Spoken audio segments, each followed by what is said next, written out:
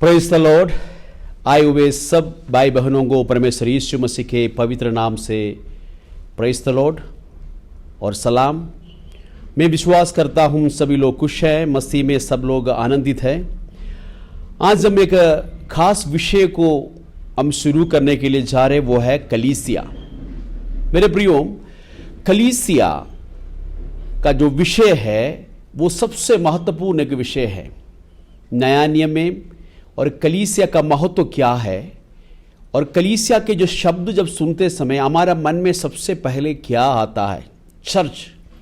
जो चर्च का बिल्डिंग, एक बहुत बड़ा इमारत और उसके ऊपर एक क्रॉस और एक पादरी या रतवार की संगति, संडे वर्शिप और इत्यादि बातों का हमारा मन में आते हैं चर्च का शब्द सुनते ही। लेकिन चर्च जो हम सोचते हैं उससे कई गुना बढ़कर है। परमेश्वर का एक अनंत काल की योजना है कलीसिया।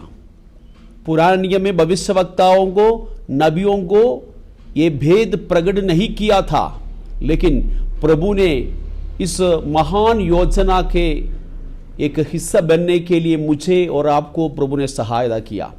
और इसलिए इस विषय को बड़े ध्यान से सुनना मेरे प्रियो। कलीसिया क्या है, कलीसिया क्या नहीं है, ये परमेश्वर की पवित्र वचन के अनुसार हम इसके विषय में मनन करेंगे।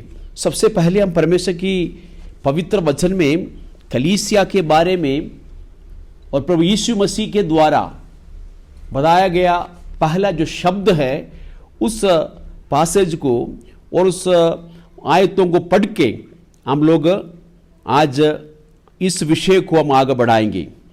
तो इसलिए मेरे साथ आप लोग खोलिए मत्ती का सुसमाचार 16वीं अध्याय, उसकी 13 आयत से लेकर उसकी 18वीं आयत तक। मत्ती का सुसमाचार 16 का 13 से लेकर 18 तक मैं आपके सामने पढ़ूंगा। यीशु कैसरिया फिलिपी के प्रदेश में आया और अपने चेलों से पूछने लगा, लोग मनुष्य के पुत्र को क्या कहते हैं? उन्होंने कहा, कुछ तो यूहन्ना बपतिस्मा देने वाला कहते हैं, और कुछ एलिया, और कुछ यिर्मयाह या भविष्यवक्ताओं में से कोई एक कहते हैं। उसने उनसे कहा, परंतु तुम मुझे क्या कहते हो? शिमोन पत्रोस ने उत्तर दिया, तू जीवित परमेश्वर का पुत्र मसीहा है। यीशु ने उसको उत्तर दिया, हे शिमोन, योना के पुत्र, तू धन्य है, क्योंकि मांस और लहू ने नहीं, परंतु मेरे पिता ने जो स्वर्ग में है यह बात तुझे प्रकट की है। और मैं भी तुझसे कहता हूँ कि तू पत्रस है, और मैं इस पत्र पर अपनी कलीसिया बनाऊंगा, और अधोलोक की फाटक उस पर प्रबल ना होंगे। और इस पवित्र वचन पढ़ने से, सुनने से प्रभु आशीष दे। आइए हम प्रार्थना करें। पवित्र परमेश्वर, हम आपकी पवित्र चरणों में हम आते हैं प्रभु। तेरे पवित्र वचन आज हमने पढ़ा खुदावंत, इस वचन के द्वारा इन दिनों में आप हमसे बातचीत कर खुदावंत। जैसे आपने स्वप्न देखा हुआ उस कलीसिया क्या है, और जैसे बनने के लिए इस वचन के द्वारा हमें भी प्रभु जी सहायता कर। आपका पवित्र आत्मा का मदद चाहिए प्रभु। हर एक वचन प्रभु जी जैसे आपकी आत्मा और प्रभु जी आपके वचन के द्वारा हमसे बातचीत करना चाहता है, वही वचन वही अर्थ में हमें समझाए मेरे खुदावंत। आपको महिमा और आदर और इज्जत देते हुए प्रार्थना आपके पवित्र और सामर्थ्य नाम से मांगते हैं, आमीन। इस वचन सब लोग इससे पहले भी कई बार पढ़े हैं, आप लोगों को परिचित है।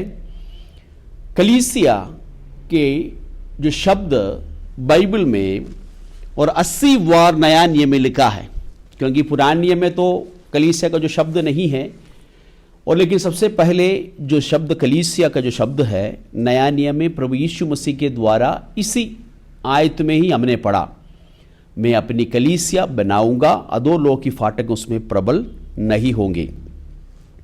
नया नियम में 80 बार ये कलीसिया का जो शब्द हमको दिखाई देते हैं, वो यूनानी भाषा में इसकी जो कलीसिया का जो शब्द है एक्लीसिया, एक्लीसिया का मतलब है बुलाया हुआ लोगों का एक झुंड या अलग किया हुए लोगों का एक समाज या एक समूह कह सकते हैं।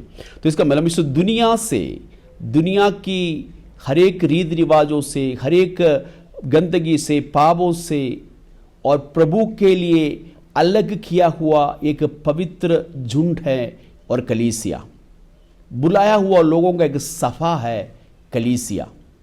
तो प्रभु पुराने नियम से लेकर हम लोग जानते हैं प्रभु अब्राहम को और सारी जातियों के बीच में से बुला के अलग किया एक नई जाति बनाने के लिए, एक परमेश्वर के निज प्रजा बनाने के लिए। उसी प्रकार परमेश्वर की जो नया नियम का खुदा का योजना है कि इस अंधकार से भरा हुआ और इस पाप से भरा हुआ दुनिया से एक पवित्र एक झुंड प्रभु का एक नित्य प्रजा कहलाने के लिए, एक याजकों के समाज कहलाने के लिए एक झुंड को प्रभु ने तैयार किया है। जो कुछ प्रभु इस दुनिया में करेगा, इस दुनिया में और इस धरती में जो कुछ भी प्रभु करेगा वो अपनी कलीसिया के द्वारा करेगा। कलीसिया कौन है? मैं और आप। जब कलीसिया, जब सोचते समय आप, ये कोई संस्था का नाम नहीं, ठीक है, कोई पेंटेकोस्टल, कोई ब्रदरन या कोई बाप्टिस्ट, कोई ठीक है सीएनआई और कैथोलिक और ऐसा अलग अलग संस्था नहीं है। कलीसिया परमेश्वर की मन में और एक सार्वजनिक, एक यूनिवर्सल एक कलीसिया है। और उसके विषय में हम लोग बड़े ध्यानपूर्वक हम लोग सीखने के लिए जा रहे हैं। और हम लोग सभी कोई ना कोई कलीसिया का सदस्य है, ये मैं विश्वास करता हूं। तो कुछ लोग आजकल कलीसिया को बड़े तुच्छ जानते हैं। वो कलीसिया में जाएगा तो नहीं जाए तो भी क्या होगा, और कलीसिया में जब मन लगेगा तो जाएगा, और किसी के साथ कोई भी ठीक है अकाउंटेबिलिटी नहीं है, और कोई भी और कलीसिया के बारे में इतनी सही नहीं समझते हैं। और ठीक है, अपने नाम के लिए तो एक कलीसिया है, एक कलीसिया में जाते हैं या एक मेंबरशिप होगा, लेकिन और मेरा रोल और मेरी भूमिका उस कलीसिया में क्या है, और प्रभु जैसे चाहता है वैसा मैं उस कलीसिया में जुड़कर प्रभु की सेवा कर पा रहा हूं। मैं अपनी योगदान क्या कलीसिया के बाकी सदस्यों के साथ जो मेरे शरीर का दूसरी अंग है और उनको मैं दे पा रहा हूं, और इसके बारे में बिल्कुल कई लोगों को कोई आइडिया ही नहीं है। इसलिए परमेश्वर के वचन के आधार पर मेरे प्रियो, हम लोग कलीसिया का जो महत्व को हम समझना बड़ा जरूरी है। जो पवित्र वचन जो आपके सामने यहाँ पर पढ़ा, आपको मालूम है प्रभु यीशु मसीह अपनी जो सेवकाई के समय में और सब लोग यीशु मसीह के बारे में अलग अलग अभिप्राय कहते थे। और कुछ लोग यीशु मसीह एक शिक्षक था, इसलिए अच्छा गुरु है, ये अच्छा एक भविष्यवक्ता है, नबी है, और कहते थे। और लोग चेलों से पूछा, लोग मनुष्य के पुत्र के विषय में लोग क्या कहते हैं? और यीशु मसीह और इस चेलों से इस प्रश्न पूछा, तो और चेलों ने क्या जवाब दिया? कुछ तो क्या करते हैं, यूहन्ना बपतिस्मा देने वाला कहते हैं, कुछ तो एलिया कहते हैं, कुछ यिर्मयाह कहते हैं, कुछ भविष्यवक्ताओं में से कोई जी उठा ये कहते हैं। और क्योंकि लोगों को प्रभु यीशु के विषय में अलग अलग अभिप्राय है और बातें बोलने के लिए होगा, लेकिन वो कोई भी अभी सच नहीं है। और आजकल भी जो लोग जो है दुनिया में, देखिए कि लोग यीशु मसीह के बारे में आप जानते हैं करके पूछेगा तो लोग बोलेंगे ठीक है मैं जानता हूँ, यीशु मसीह एक महापुरुष है और यीशु मसीह एक संत है, यीशु मसीह एक अवतार है, और अलग अलग बातें प्रभु के बारे में बोलते होंगे। लेकिन ये और बाइबल के अनुसार शायद ये और नहीं होगा। एक सत्य, एक सच्चाई और उसके पीछे क्या है वो हम देखने की जरूरत है। वो किसी को भी मालूम नहीं था और दुनिया के लोगों को ये प्रकाशित नहीं हुआ है, लेकिन पत्रोस को प्रभु ने जो प्रकट किया।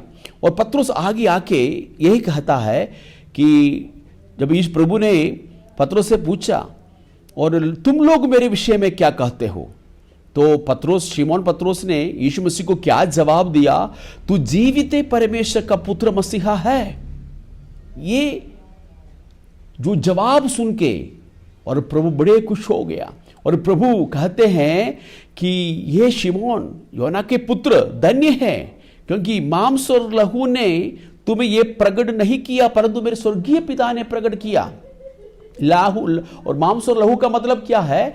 और दुनिया की कोई सोच विचार और बुद्धि और दुनिया की कोई अक्ल और दुनिया की कोई समझ से कोई भी व्यक्ति यीशु नासरी को परमेश्वर के पुत्र के रूप में नहीं कह सकता।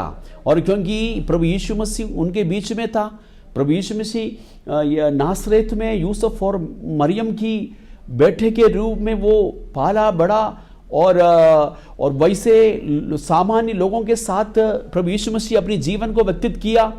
और लेकिन एक साधारण व्यक्ति प्रभु यीशु मसीह परमेश्वर के पुत्र है करके और अपनी बुद्धि से, अपनी समझ से और नहीं कह सकता।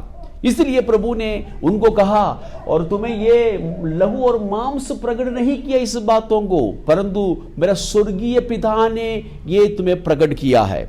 तो फिर पत्रोस को ये कहा कि मैं और तुम्हें ये कहता हूं कि क्या है, तुम पत्रस है और मैं इस पत्र पर अपनी कलीसिया बनाऊंगा और अधोलोक की फाटक उसमें प्रबल नहीं होंगी। तो यह इस आयत के ऊपर लोगों को अलग अलग जो राया है, और लेकिन यहां पर जो आम तौर पर जो कहते हैं कि यीशु मसीह जो यही कहते हैं, जो जैसे पत्रोस का जो कन्फेशन था, पत्रोस का जो अंगीकार था, यीशु मसीह जीवित परमेश्वर के पुत्र है करके, इसी कन्फेशन के ऊपर, इसी अंगीकार जो कोई करता है, यही अंगीकार है एक चट्टान। इस चट्टान के ऊपर मैं अपनी कलीसिया बनाऊंगा। जो यीशु मसीह को जो कोई परमेश्वर का पुत्र के रूप में, जीवित परमेश्वर के पुत्र के रूप में, उद्धारकर्ता के रूप में, प्रभु के रूप में जो मुख से अंगीकार करता है, और उन लोगों के उस विश्वास के ऊपर, उस विश्वास जिनका है, उनके साथ मिलकर क्या करेंगे? परमेश्वर कलीसिया बना रहा है। आपको मालूम है 3.5 साल जब यीशु मसीह जब दुनिया में अपनी पब्लिक मिनिस्ट्री में रहा, तो उन्होंने कलीसिया का स्थापना नहीं किया, लेकिन प्रेरितों ने और अपनी चेलों के द्वारा प्रभु के एक बहुत बड़ा योजना था। और मैं और जी उठने के बाद, और मैं पिता के पास जाने के बाद, पवित्र आत्मा उतरने के बाद, और मैं उनको सामर्थ्य दूंगा, और ये पूरा दुनिया भर में मेरी गवाह होंगे, और मेरी कलीसिया और सब दुनिया में और इनके द्वारा स्थापना किया जाएगा। ये आपको मालूम है। और उसके बाद और पत्रोस के बारे में यहां पर जो बताता है, और पत्रोस को बोलते हैं कि और मैं, और उसको 19वीं आयत में, मैं तुझे स्वर्ग की राज्य की कुंजियां दूंगा, और जो कुछ तू पृथ्वी पर बांधेगा वो स्वर्ग में बांध देगा, और जो कुछ तू पृथ्वी पर खोलेगा वो स्वर्ग में भी खोलेगा। और तब उसने चेलों को चिताया कि किसी से ना कहना कि मैं मसीहा हूं। ठीक है, यहां पर देखो कि और पत्रोस को भी, और प्रभु ने कहा कि मैं जो कुछ भी तुम इस पृथ्वी पर बांधेगा स्वर्ग में भी बांधा जाएगा, जो कुछ भी तुम पृथ्वी पर खोलेगा वो स्वर्ग में भी खोला जाएगा। तो देखो कि हम लोग और इनडायरेक्टली जब लोगों के लिए एक द्वार बनता है, जब सुसमाचार सुनाएंगे, जब प्रभु की जीवित वचन को सुनाएंगे, उद्धार का जो सुसमाचार जब लोगों को सुनाएंगे, इस सुसमाचार पर विश्वास करके जो लोग अंगीकार करता है उनके लिए और क्या करता है, हम स्वर्ग का राज्य खोल कर दे रहा है। जो हमारी संदेश को, सुसमाचार को तिरस्कार करता है, उस पर विश्वास नहीं करता, उनके लिए स्वर्ग राज्य बंद होता है। और इसलिए और यही अधिकार प्रभु ने हमें दिया, ये जो है सिर्फ स्वर्ग राज्य में प्रवेश करवाना और स्वर्ग राज्य के रास्ता को बांधना जो है उसका अधिकार तो प्रभु के पास है, लेकिन प्रभु हमारे द्वारा इस काम को करेगा। मेरे प्रियो, अभी हम लोग कलीसिया के विषय में और आगे हम लोग बढ़ेंगे। कलीसिया और प्रभु की जो मन की एक बहुत बड़ा एक दर्शन, प्रभु ने अपनी कलीसिया के विषय में एक बहुत बड़ा स्वप्न देखा हुआ है। क्या? और मैं और आप उस स्वप्न के अनुसार यीशु मसीह ने जो दर्शन देखा है और मेरी कलीसिया और ऐसा होना चाहिए, तो क्या मैं और आप या अभी इस धरती पे और जितना भी जो कलीसिया है क्या ऐसा बन गया है कि नहीं? यदि ऐसा नहीं है तो हमारा निरंतर हमारा कोशिश होना चाहिए, प्रभु मुझे अपनी एक पवित्र कलीसिया के रूप में मुझे बनाए। तो जैसे आप मेरे विषय में आपका योजना है, आपका प्लान है और आपका सपना है मेरे जीवन के लिए, वैसे मुझे बना दे। वो कैसे हो सकता है? वो जब हम इस सच्चाई को जब हम जानेंगे, परमेश्वर कलीसिया के विषय में और क्या सोच कर रखा है। मेरे प्रियो, कलीसिया के जो विषय हम देखते हैं कि और जितने भी नया नियम में जो चिट्ठियां हैं, प्रेरित पौलुस का हो और पत्रोस का हो, याकूब का हो, सभी और उस कलीसिया के लिए लिखा गया है। ठीक है? और कुरिन्थियों की कलीसिया के लिए, इफिसुस की कलीसिया के लिए, फिलिपियों की कलीसिया के लिए, तो कलीसिया के नाम पर लिखा हुआ है। ठीक है? और अभी एक कुछ इंडिविजुअल और कुछ व्यक्तिगत पत्र भी है, और वो जो उस पत्री भी क्या है और उस कलीसिया की पासवानों के लिए लिखा हुआ है, जैसे तीमुथियुस, जैसे तीतुस जैसे। ठीक है? तो अब प्रभु यीशु मसीह भी और 7 कलीसियाओं के लिए ही पत्री लिखा है, चिट्ठी लिखा। हम लोग प्रकाशित वाक्य में और दूसरा और तीसरी अध्याय में हम लोग 7 कलीसिया के विषय में हम लोग देखते हैं। ठीक है? और इफिसुस से लेकर लवोदिकिया तक जो कलीसिया है, प्रभु यीशु मसीह उस कलीसिया का हर एक जो है सराहने वाली बातें और कुछ, ठीक है, और उसको चेतावनी की बातें, उनका प्रतिबल की बातें, उनकी कमियां और उनकी अच्छी बातें, सब बातें बहुत ध्यान से और उस कलीसिया को क्या करता है प्रभु, और देखता है, जानता है। हर एक कलीसिया के आखिरी में एक शब्द है, शायद आप लोग ध्यान से देखा होगा कि मैं तेरे कामों को जानता हूं। प्रभु हमारी कलीसिया से भी यही कहा करता है, बच्चे, और मैं तेरे कामों को जानता हूं। ऐसे कोई भी काम नहीं है जो हमारे कलीसिया का और मालिक है या कलीसिया का सिर और हमारा जो है जो चीफ शेफर्ड है, जो हमारे कलीसिया का जो सिर है, अधिकारी है, वो यीशु मसीह के सामने कुछ भी छुपा हुआ नहीं है। तो इसलिए हर एक कलीसिया को प्रभु बोलते, मैं तेरे कामों को जानता हूं। जैसे हम जो कुछ भी कर रहा है, प्रभु को सारी जो बातें प्रभु जानता है। क्या? जब हमें इस वचन इस प्रकार हमें कई बार चेतावनी देते हैं हमारे लिए, और कई बार प्रभु की वचन के द्वारा हमें प्रभु याद दिलाता है, क्या नजरअंदाज करते हुए हम अपनी मर्जी के लिए एक प्रोग्राम के रूप में हम कलीसिया चला सकता है? नहीं। कलीसिया कोई जो है संस्था नहीं है। Church is not an organization but is a living organism. और कलीसिया एक ऑर्गेनाइजेशन नहीं है, संस्था ही नहीं है। और कलीसिया एक परमेश्वर का एक जीवित एक प्रक्रिया है, एक जीवित एक जो है क्या कहते हैं, एक जीवित ऑर्गेनिज्म है। तो अब हमारे जीवन में देखिए, आप कलीसिया के विषय में आपके मन में क्या चल रहा है? वो चलो, मैं तो यीशु मसीह पर विश्वास किया, बपतिस्मा पाया और मैं अभी कलीसिया का सदस्य हूं, प्रभु मुझे स्वीकार किया, ठीक है। लेकिन हम लोग देखेंगे कलीसिया में सदस्य बनना क्यों जरूरी है। एक स्थानीय कलीसिया के साथ जुट के प्रभु के विश्वास में बढ़ना बिब्लिकल है, बाइबल में लिखा हुआ है। जब मैं ऐसे लोगों को देखता हूं मेरे प्रियो, और लोग यीशु मसीह पर विश्वास तो करते हैं और कहीं ना कहीं जाकर प्रभु यीशु मसीह को स्वीकार किया, कहीं बड़े मीटिंग में गया तब यीशु को ग्रहण किया, कहीं रेडियो सुन के विश्वास में आया, कई लोग टीवी सुन के आया और कई लोग जो है चंगाई पा के आया। लेकिन वो लोग सोचते हैं ठीक है, मेरे अंदर प्रभु के प्रति विश्वास है, मैं बाइबल पढ़ता हूँ, मैं रोज प्रार्थना करता हूँ और प्रभु और मेरे जो रिश्ता है वो बिल्कुल ठीक है, लेकिन वो कलीसिया के प्रति कोई भी क्या है जिम्मेवार नहीं समझते हैं और कलीसिया के प्रति कोई वफादारी नहीं दिखाई देते हैं और वो सोचते हैं कि यही है मेरा सब कुछ और इसलिए और हम क्या है वो अपनी अपनी मनमर्जी करते हैं, किसी की अधीनता में नहीं रहता।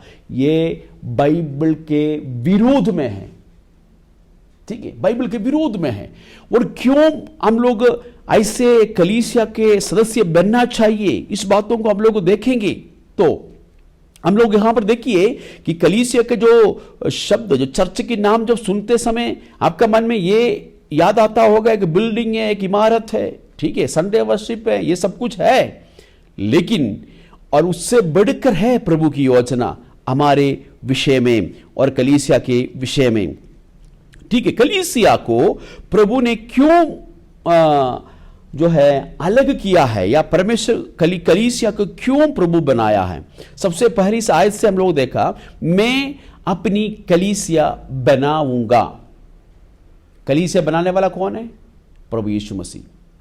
कलीसिया किसका है? प्रभु यीशु मसीह का। कलीसिया प्रभु यीशु मसीह का है, कलीसिया बनाने वाला भी प्रभु यीशु मसीह है। तो प्रभु हमें इस्तेमाल करेगा, एक अलग बात है, लेकिन हर एक कलीसिया का जो मालिक है और प्रभु यीशु मसीह है। तो यहां पर हम लोग देखा कि मैं अपनी कलीसिया बनाऊंगा। ये एक सार्वजनिक कलीसिया के विषय में कहते हैं कि यूनिवर्सल चर्च। इसका मतलब दुनिया भर में जहां कहीं जो चर्च है या मसीह लोग है और वो प्रभु के लिए वो एक ही चर्च है, वो एक ही चर्च। तो चाहे अमेरिका में, इंग्लैंड में, ऑस्ट्रेलिया में, ठीक है, और यूरोपियन कंट्री में, अफ्रीका में, इंडिया में, चाइना में, जहां कहीं हो, प्रभु का ये सारी कलीसिया एक जो है अपनी दुल्हन है, या और प्रभु यीशु मसीह का एक ही एक कलीसिया है। तो वो उसको कहते हैं हम लोग यूनिवर्सल चर्च या सार्वजनिक कलीसिया। लेकिन ये कलीसिया का सदस्य जो कोई भी यीशु मसीह को ग्रहण किया, उद्धार पाया, उस कलीसिया के साथ वो और प्रभु उनको जोड़ते हैं। और वही हम लोग प्रेरितों के काम में देखते हैं। प्रेरितों के काम 2 अध्याय उसकी 47 आयत में, और परमेश्वर की स्तुति करते थे वो लोग, और वो सब लोग उनसे प्रसन्न थे, और जो उद्धार पाते थे उनको प्रभु प्रतिदिन उनमें मिला देता था। कौन है? जो कलीसिया के साथ सदस्य बनाने वाला प्रभु है, वो अपनी यूनिवर्सल चर्च में या सार्वजनिक कलीसिया में।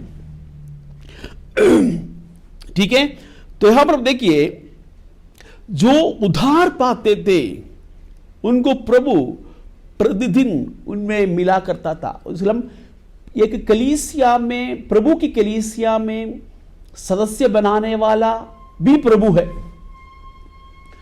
कोई प्रेरित, उनको अंगीकार करना पड़ेगा उनके सामने, ठीक है, उनका विश्वास का जो है उसका फल या उनका जो फल तो दिखाई देते होंगे जरूर, लेकिन प्रभु को ही मालूम है कौन है उसकी कलीसिया का सदस्य, कौन नहीं है, कौन उद्धार पाया है, कौन उद्धार नहीं पाया, क्योंकि प्रभु अपनी कलीसिया में उन लोगों को ही लगाएगा जो लोग उद्धार पाया है। ठीक है, तो प्रभु है और कलीसिया में क्या मिलाने वाला व्यक्ति, ये बात हमेशा याद रखना। और ये प्रभु है कलीसिया बनाने वाला, और ये प्रभु की कलीसिया है, और ये बातें खुदा के वचन में स्पष्ट लिखा हुआ है। तो अब कलीसिया का पहला शब्द प्रभु यीशु मसीह ने अपने मुंह से यही शब्द बताया। 16 अध्याय में हमने देखा मत्ती का इंजील। अभी मत्ती का सुसमाचार उसकी 18 अध्याय में भी जब हम देखते हैं, वहां कलीसिया का दूसरी शब्द वो भी प्रभु ने खुद इस बातों को, इस शब्द को अपने मुंह से कहा। क्योंकि वो उस कलीसिया के विषय में क्या कहते हैं, वो है स्थानीय कलीसिया। मत्ती का सुसमाचार 18 अध्याय उसकी 15, 16 और 17 आयत। यदि तेरा भाई तेरे विरोध अपराध करे तो जा और अकेले में बातचीत करके उसे समझाए। यदि वह तेरी सुने तो तूने अपने भाई को पा लिया। यदि वो ना सुने तो एक या दो जन को अपने साथ और ले जाके और हर एक बात 2 या 3 गवाहों के मुंह से निश्चित किया जाए। यदि वह उनकी भी ना मानो तो कलीसिया से कह दे, परंतु यदि वह कलीसिया की भी ना माने तो तू उसे अन्य जाति और महसूल लेने वाले जैसा जाने। तो यहां पर देखो, एक कोई भी हमारा भाई और बहन है जो है कोई गलती करता है, कोई और अपराध करता है परमेश्वर के विरोध या परमेश्वर के लोगों के विरोध, तो अकेले में जाकर उनसे बातचीत करना, ये भाई और बहन और आपका ये चाल चलन ठीक नहीं है, आपने गलती किया है। यदि वो मान लिया तो ठीक है, कोई बात नहीं, और प्रभु उनको क्षमा करेंगे। यदि आप अकेले में जाकर आपने समझाया और मान लिया बिल्कुल ठीक है, तो अपनी पाप को अंगीकार किया है, अपनी गलती को मान लिया है, तो वो कलीसिया में वो जुट के आगे बढ़ सकता है। वो आपकी बात नहीं मानता है तो आपके साथ 2 और जन को लेके जाके उनको समझा है, ये बाइबल के अनुसार ये चाल चलन ठीक नहीं है, आपने पाप किया है, ये गलत है। यदि क्योंकि 2-3 गवाहों से एक चीज पक्की हो जाता है, तो इसलिए 3 लोगों को लेके जाके उनको समझा रहा है, उस भाई और बहन, और 3 लोगों को भी नहीं मान रहा है, तो उनको कलीसिया में बताए, कलीसिया जाकर कलीसिया के रूप में उस भाई और बहन को समझाए, और ये ठीक नहीं है, ये पाप है, ये गलत रास्ता है। तो ये कलीसिया कभी नहीं मानेगा, तो क्या कर सकते हैं, उनको और अन्य जाति और महसूल लेने वाले के समान उनको गिनना। तो अब ये जो शब्द दोबारा जो प्रभु यीशु मसीह ने कहा, ये शब्द लोकल कलीसिया के विषय में बात कर रहा है, या स्थानीय कलीसिया में, क्योंकि वो तो यूनिवर्सल चर्च जो 16 अध्याय में हमने देखा, वो पूरा दुनिया भर में प्रभु का दिल का, जो प्रभु का मन का जो कलीसिया है, जो एक कलीसिया, और उसके नीचे हर जगह में, गांव में, शहर में और हर एक जगह में दुनिया भर में स्थानीय कलीसिया होता है। जैसे एफेसुस में होता था, कुरिन्थोस में होता था, ठीक है, फिलिप्पी में जो है होता था। ये सारी जहां कहीं पौलुस गया, जहां कहीं जो है पहली शताब्दी की विश्वासी लोग गए, वो हम सब जगहों में अपनी जो कलीसिया का स्थापना किया। इसका मतलब ये नहीं कि बिल्डिंग बनाया, परंतु एक झुंड को बनाया, उन्होंने एक पवित्र झुंड को बनाया और संसार के कामों से अलग करके प्रभु के लिए समर्पित कुछ लोगों को तैयार किया। वो है कलीसिया, जो प्रभु के नाम से जो उद्धार पाया, वो है प्रभु की कलीसिया। तो वो कलीसिया के लोग हर और या रोज इकट्ठे होने के लिए या हफ्ता में एक बार, जैसे जैसे उनको समय मिलता है, वैसे इकट्ठे होकर संगति करने का, और एक स्थान या घर घर में जैसे पहली शताब्दी में इकट्ठे होते थे, और उसी प्रकार वो एक स्थानीय कलीसिया भी होता है। तो यदि एक व्यक्ति सार्वजनिक या यूनिवर्सल चर्च का सदस्य है, यदि वो स्थानीय कलीसिया का कोई सदस्य नहीं है, तो वो बाइबल के अनुसार नहीं है। तो ये देखो, यहां पर एक स्थानीय कलीसिया की, क्योंकि डिसिप्लिन, एक अनुशासन कहां होगा, स्थानीय कलीसिया में होगा। यदि आपको कुछ समझाने के लिए और आपको कुछ बताने के लिए, कोई एक्शन लेने के लिए और विश्वास में बढ़ने के लिए, कि स्थानीय कलीसिया बड़ा जरूरी है। इसलिए यीशु मसीह के मुंह से दूसरी शब्द कलीसिया का इधर निकल रहा है कि और एक व्यक्ति यदि गलती करेगा तो क्या करे कि वो कलीसिया को जाकर बधाए, अगले में समझाए, 2-3 लोग जाकर समझाए, उसके बाद कलीसिया को समझाए। तो वो कलीसिया के विषय में, एक स्थानीय कलीसिया के विषय में प्रभु यीशु मसीह यहां पर बातचीत कर रहा है। तो अब कोई भी ऐसे नहीं कह सकता मैं तो परमेश्वर की कलीसिया का सदस्य हूं, मुझे कोई दुनिया में कोई कलीसिया का सदस्य मैं नहीं बनना चाहता हूं, ऐसा नहीं बोल सकता। तो फिर ऐसे है तो फिर आप बाइबल से भी या परमेश्वर से बड़ा हो गया।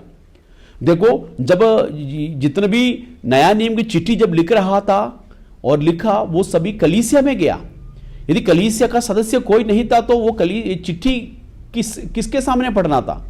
और कलीसिया में इस चिट्ठी को भेजा, कलीसिया के नाम पे चिट्ठी भेजा, और वो चिट्ठी कलीसिया के सामने पढ़ाया जाता था। वो कलीसिया के सामने पढ़ते थे और हर एक स्थानीय कलीसिया में पढ़ते थे। इसलिए ठीक है, हम देखते हैं कोलोसियों के लिए ये चिट्ठी लिखा, कोलोसियों की चर्च के लिए चिट्ठी लिखा, और कोलोसियों को बोला कि अब क्या करना है, लवोदिकिया कलीसिया को भी ये चिट्ठी भेजना, और उसके बाद उनके लिए लिखा हुआ चिट्ठी आप लोग भी पढ़ लेना। तो कोई कलीस यदि चिट्ठी जब पढ़ेंगे और प्रभु की पवित्र आत्मा से प्रेरित वचन जब लोग वहां पर कलीसिया में पहुंचेंगे, तो सदस्य वहां पर नहीं है, तो वो लोग कैसे सुधरेंगे, सुधार कैसे लाएंगे? ठीक है, तो प्रभु जो कुछ भी करे, जो करेगा, मैंने आपको बताया कलीसिया के द्वारा करेगा। परमेश्वर कलीसिया के जो है को इस दुनिया में इसलिए रखा हुआ है अपनी योजना को पूरा करने के लिए। ठीक है, तो इसलिए कोई भी ऐसे, कई लोग ऐसे बोलते हुए मैंने सुना कि मैं तो वो कलीसिया ठीक नहीं है, वो चर्च ठीक नहीं, वो पादरी ठीक नहीं, वहां के विश्वासी लोग ठीक नहीं है, तो मैं इसलिए कोई चर्च में नहीं जाता। और अब फिर दूसरा चर्च में वो भी चर्च ठीक नहीं है, कोई भी ठीक नहीं है। ऐसे करके लोग और बहाना मारते हैं। क्यों? क्योंकि स्थानीय कलीसिया में जाएगा तो उनका जिम्मेवारी है। और मेरे प्रियो, आपको दुनिया में शायद परफेक्ट चर्च, सिद्ध कलीसिया शायद आपकी नजरों में नहीं मिलेगा, लेकिन और हम क्यों और सिद्ध कलीसिया नहीं मिले? क्योंकि हम लोग भी सिद्ध नहीं है। ठीक है, इंग्लिश में कहावत है, if you find a perfect church please don't join in it, only you will spoil it. क्योंकि यदि तुम एक सिद्ध कलीसिया को मिलेगा तो मेहरबानी से उसमें जाकर मिलना नहीं है। यदि मिलेगा तो क्या हो जाएगा, वो सिद्ध कलीसिया खराब हो जाएंगे, क्योंकि जो ज्वाइन करने वाला सिद्ध नहीं है, हम लोग खुद सिद्ध नहीं है। तो इसका मतलब ये नहीं कि हम अपवित्रता के जीवन व्यतीत करें। उसके अलावा आपकी नजरों में शायद उस कलीसिया सिद्ध नहीं होगा और उस पादरी में कमियां होगा, ठीक है, उसी चर्च में ही आप सदस्य लो जहां पर परमेश्वर का वचन सही रीति से सिखाते हैं और लोगों के सामने एक आदर्श का जीवन व्यतीत करने वाला। ये सभी कुछ देखना बड़ा जरूरी है आपकी आत्मिक उन्नति के लिए। लेकिन ऐसा भी चर्च ढूंढ के आप घर में नहीं बैठना जो सिद्ध कली से जब मिलेगा तो तभी मैं जाकर क्या करूंगा और ज्वाइन करूंगा, ऐसा नहीं। ठीक है, तो प्रभु और हमारे कमियों के बीच में भी प्रभु क्या करते हैं, हमें सुधारने के लिए चाहते हैं। देखो, कोरिन्थिया की कलीसिया में तो कमियां थी, कोरिन्थिया कलीसिया समस्या थी। यदि लोग जब इकट्ठे होते हैं, लोग जब इकट्ठे होता है, जब रोज जो है प्रभु की उसके एक जीवित प्रोग्राम होगा, जीवित एक कार्य होगा, तो वहाँ पर एक दूसरे के जो है अभिप्राय से, एक दूसरे की विचारधारा से भिन्न होगा दूसरे का, और कई मनुष्य होने के नाते कई कमियां नजर आता है, और उसको सुधारने के लिए तो है कलीसिया। कलीसिया में सभी परफेक्ट नहीं है बस, लेकिन कलीसिया में आने इसलिए आते हैं हम परफेक्ट बनने के लिए। ठीक है, ये बात हमेशा याद रखना।